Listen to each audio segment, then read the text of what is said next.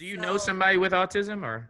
yes, actually, I have 3 children now. Okay. I have, Congratulations. I've been busy. Thank you. I've been busy. Yes, I've I've been busy. been busy. I know.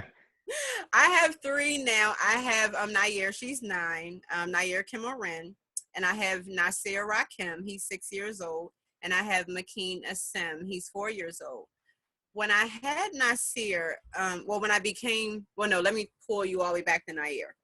So with my pregnancy with Nair, it was my very first pregnancy.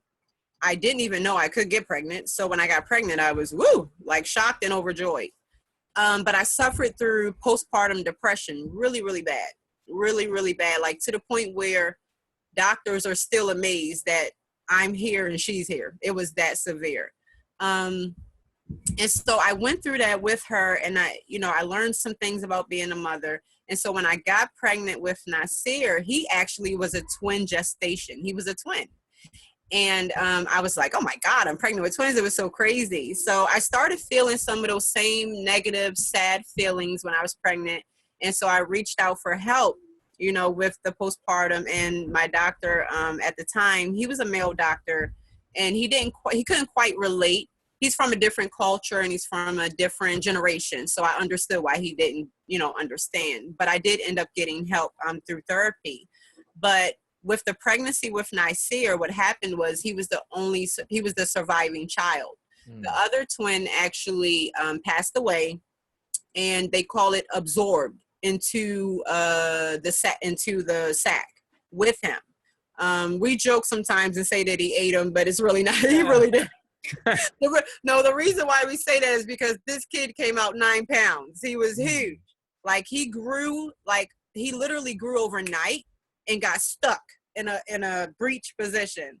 Yeah, he was huge. So long story short, I ended up having it was emergency C-section with him, and nothing went wrong as far as the pregnancy other than the twin passing and him getting stuck in a breech position. So we did have a cesarean. That was successful, but I noticed he didn't move a lot.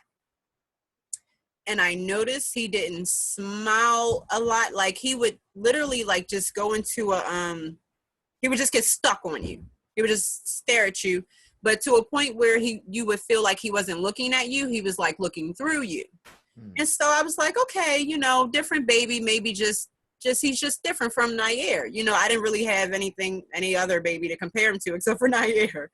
So then he got to the point where he was like 9 months. And he wasn't developing the way that everyone thought he would.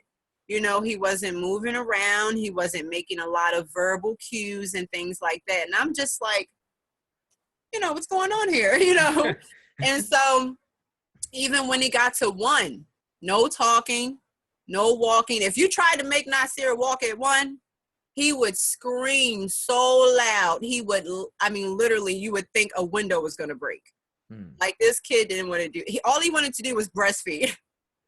I breastfed all my kids. All he wanted to do was eat all day long. And he was a chunker. And so as he got older, my baby really didn't start walking and talking until he was like 2, maybe even close to 3.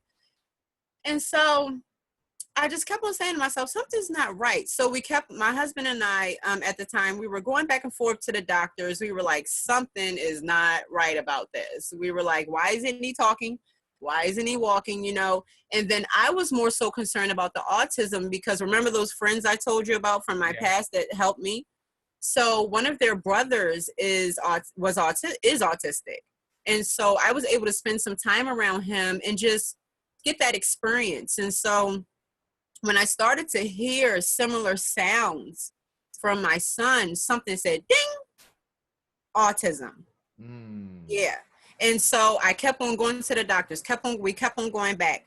Every time we went back, they sent us away. Saying nothing was wrong. They told us we were crazy. Yeah, they said, listen, you're not a doctor. You have no idea what you're talking about. It's okay. He's a boy. Boys are slower. When I tell you, they gave us every excuse under the sun, but we never were settled in our minds and our hearts. Reggie and I, we knew something wasn't right. And so we just kept on going. Next thing you know, we got pregnant with Makeen. McKean is very different from Nasir. He is in your face. This is me. If you don't like it, I do not care. That's McKean's personality. So what happened was I had a doctor's appointment for the kids, and the doctor walked in and saw them climbing the walls. And thank God that she saw it, because that was the day that they actually took what we were saying seriously, and they finally gave us resources to get help. But the problem for me as a mother, and the problem for Reggie was at the time as a father, was, why did it take so many years? Why didn't you take us seriously when we voiced our concerns? It was so emotionally traumatizing. It was like being taken advantage of. And don't get me wrong, I was happy to get the resources, and we have them in behavioral therapy, occupational therapy, speech. They're in everything now. Their schedules are my life right now. But I carried a lot of guilt and shame, because I felt like I could have fought harder.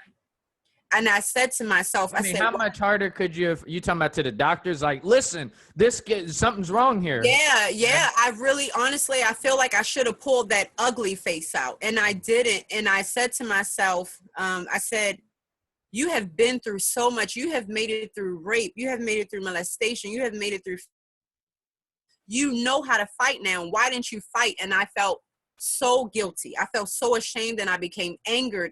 And I just, my emotions were a ball of crazy confusion. And I realized that, you know what, everything happens for a reason, and it happened the way it was supposed to happen. So I took those feelings and I said, I'm done with you.